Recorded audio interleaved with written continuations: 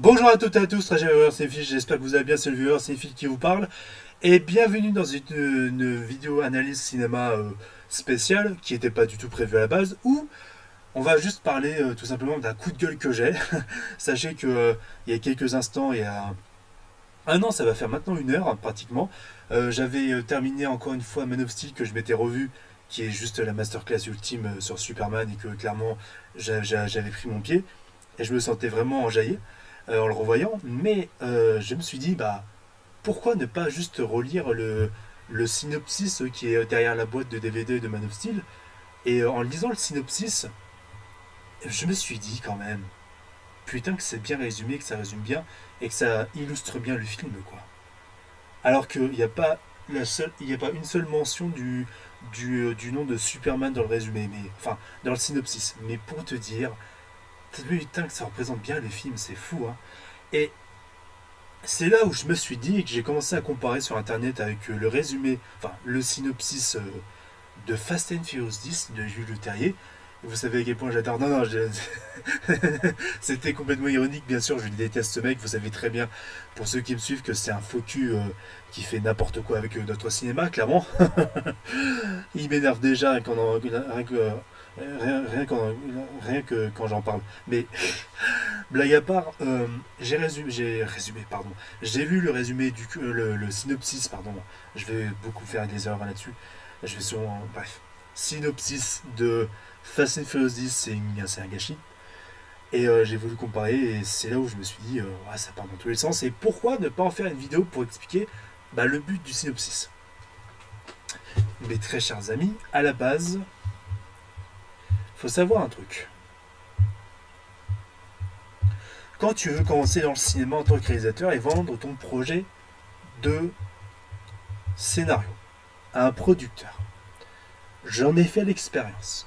Comme à la base, je suis auteur-réalisateur, j'écris des scénarios à côté. J'attends de réaliser quand ça viendra, mais je fais des scénarios.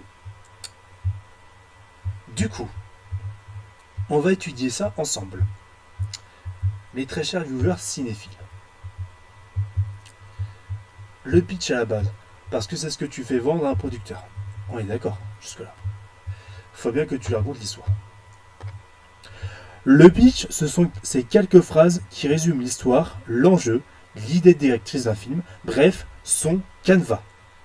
On s'en sert pour parler d'un film dans les médias, mais l'expression désigne aussi le fait pour un scénariste ou un réalisateur de présenter son projet à un producteur susceptible de le financer. Retenez bien ça. Présenter son projet à un producteur susceptible de le financer. Ou pas. Ou pas d'ailleurs. Ou pas. Bon, vous allez comprendre pourquoi je suis un peu emporté. Je suis un peu énervé par rapport à tout ça, vu l'état d'Hollywood.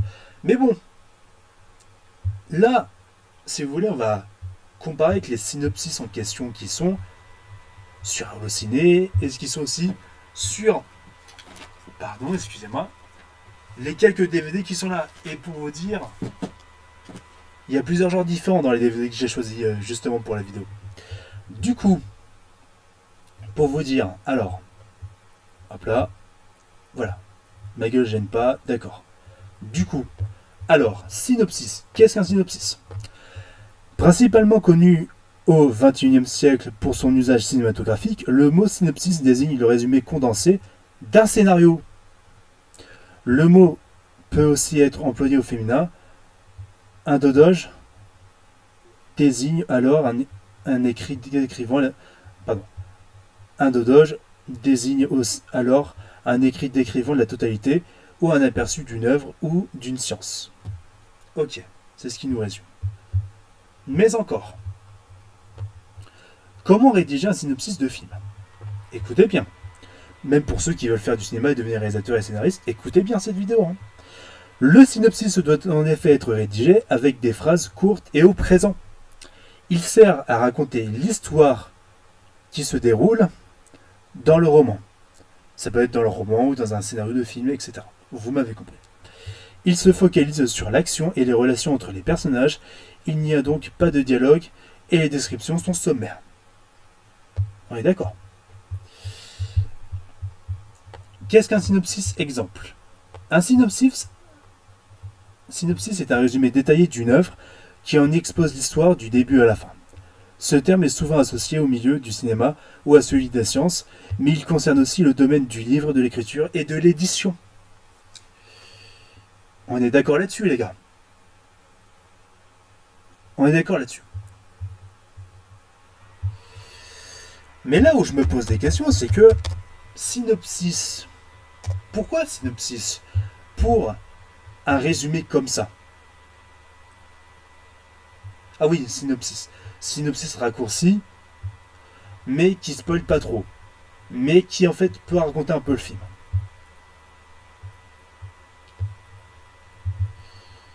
Excusez-moi, j'ai mal tapé l'orthographe du mot que je voulais marquer. Alors, encore une fois. Bon, résumé d'un film, évidemment. Après, résumé d'un film, c'est aussi dire le titre, le réalisateur, le scénariste, pays d'origine, nanana. Situer le film dans le contexte social. C'est comme si tu parlais à haute voix à quelqu'un, tu lui disais ouais, j'ai vu tel film, c'est tel genre, avec tel acteur, avec tel réalisateur. Ok. Ok, d'accord. C'est pour ça que le terme synopsis me dérange un peu sur Allociné parce que bah ça résume pas en détail tout le film. Parce qu'un synopsis, pour vous dire, bah c'est en gros plusieurs pavés de pages, quoi. Enfin, quelques pavés de pages, pardon, mais qui te résument l'entièreté du film. Pour vous faire une idée, un film de 4 heures, c'est au moins 6 pages de résumé de film. Et je sais de quoi je parle. J'en ai fait l'expérience. Maintenant, justement, mais voilà, pour être de bonne foi, vous voyez ça, d'accord. On va quand même revenir sur c'est quoi le pitch d'un film. Le pitch, c'est quelques phrases qui résument l'histoire, l'enjeu, l'idée directrice du film, bref, son canevas. On s'en sert pour parler d'un film dans les médias, mais l'expression désigne aussi le fait pour un scénariste ou un réalisateur de présenter son projet à un producteur susceptible de le financer. Ok. C'est bien ce qu'on avait vu au départ. Mais par acte de bonne foi, je vais comparer le seul film Fast and Furious que j'aime, le 8, avec le 10, réalisé par ce guignol de Le Terrier. Mais avant, on va comparer avec, preuve à l'appui, Expendables 4. Et encore, acte de bonne foi, parce que Expendables 4, c'est un gros nanar. C'est un film catastrophique qui a eu toutes les tares possibles. Mais je vais vous résumer le film. Enfin, vous faire le synopsis. Barney Ross et Lee Christmas continuent à remplir des missions dangereuses partout dans le monde. Et cette fois-ci, sur les ordres de leur employeur, ils vont devoir repartir en mission avec une équipe d'Expendables composée de leurs anciens membres et faire appel à de nouveaux mercenaires pour exécuter une opération périlleuse en Libye, contrecarrer les plans d'un marchand d'armes qui pourrait provoquer une troisième guerre mondiale. On peut dire que ça peut être le pitch. Plus ou moins. Enfin, c'est plutôt un synopsis raccourci. Mais c'est pas pour autant que ce n'est pas non plus très loin du pitch. Au fur et à mesure, quand on verra pour les Fast and Furious, vous comprendrez pourquoi. Retenez bien ça, hein. Expendables. Maintenant, The Kingsman. Et bien sûr, je monte The Kingsman pas parce que c'est l'un de mes films préférés absolus, mais c'est aussi parce qu'il est très bien résumé. Bon, bien sûr, The Kingsman, première mission, et la préquelle des 2 films précédents de la saga réalisée par Matthew Vaughn, Kingsman du coup, et dévoile les origines de la toute première agence de renseignement indépendante. Voilà. Quand on parle de saga comme Kingsman, voilà, on peut te prendre la première phrase de ce synopsis, ça peut être un pitch de film. Genre les origines de l'agence Kingsman dans l'univers Kingsman de Matthew Vaughn. Lorsque les pires tyrans et génies criminels de l'histoire se réunissent pour planifier l'élimination de millions d'innocents, un homme se lance dans une course contre la montre pour contrecarrer leur plan. Simple, efficace. Maintenant, je préfère le faire à la fin. Je vais plutôt prendre Sonic 2. Sonic 2 du coup. C'est un film pour enfants, sachez. Hein. Ce qui fait que la façon de résumer un film pour les enfants et un film pour les plus âgés est différente. Parce que tu as un aura, on va dire, tu as comment dire, un auditoire différent. Tu as un auditoire différent. Non seulement, non seulement quand tu résumes et tu fais le pitch d'un film et tu résumes le film, enfin, quand tu fais le synopsis du film, il faut forcément que ça parle à tout le monde. Que ça soit large en termes d'auditoire. Mais parfois, évidemment, tu vas pas, quand tu vas parler de trucs, tu vas pas le dire de la même manière à un enfant. Donc, pour Sonic 2, la façon dont ils sont prises, puisqu'ils savent qu'en même temps, ils parlent aussi à des enfants. Et les enfants qui sont aussi les cibles du public, on va dire, enfin, qui sont les cibles dans le public pour un film Sonic, un film pour enfants. Donc, écoutez bien Sonic 2. Votre hérisson bleu préféré est de retour pour une nouvelle aventure dans Sonic 2. Après s'être installé à Green Hill, Sonic est impatient de prouver à tous qu'il est un vrai héros. Mais un challenge de taille fait son apparition, le retour du machiavélique Dr Robotnik. Cette fois-ci accompagné de Knuckles, tous deux à la recherche d'une émeraude renfermant le pouvoir de détruire le monde. Dans cette course contre la montre pour sauver le monde, Sonic sera accompagné d'un nouvel acolyte, Tails. La survie de la Terre dépend de ce nouveau duo de choc.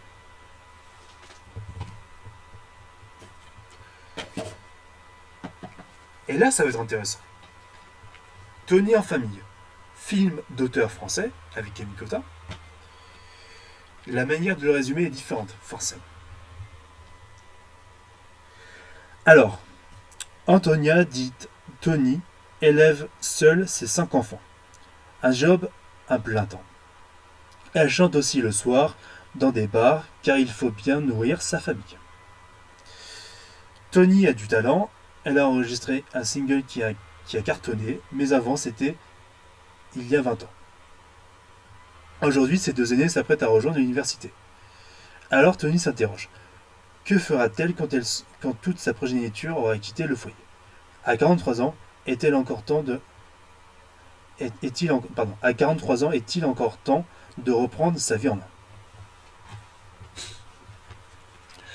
Là, ça se voit que ça s'adresse à des adultes parce que dans la manière de rebondir sur les mots, de narrer ça, comme si on te racontait une histoire, Tony a du talent, elle a enregistré un single, mais ça, c'était il y a 20 ans. Voilà, ça te résume littéralement, on va dire, le caractère même, l'accurate historique, on va dire du récit de Tony en famille. Il y a vraiment cet envolé dans les mots qui est assez intéressant, qui te résume vraiment bien, on va dire, le personnage principal et son histoire.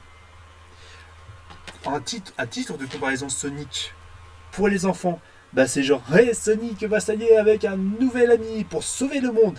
Voilà, c'est genre parler avec un langage simple où vraiment c'est adapté aux enfants pour que ça soit aussi compréhensif pour les parents, même si c'est un résumé, on va dire, vraiment plus enfantin, Sonic. Là où Tony en famille, c'est plus réaliste. C'est ça qu'il faut comprendre. Et bien sûr, le dernier,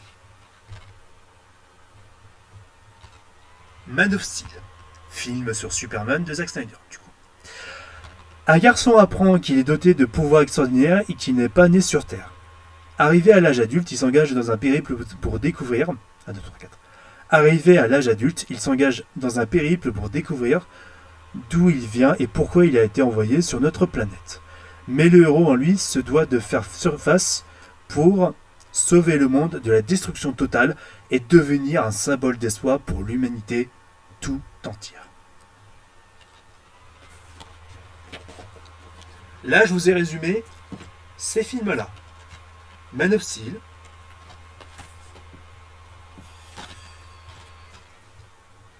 Tony en famille, Sonic 2, The Kingsman, et bien sûr, Expendables 4.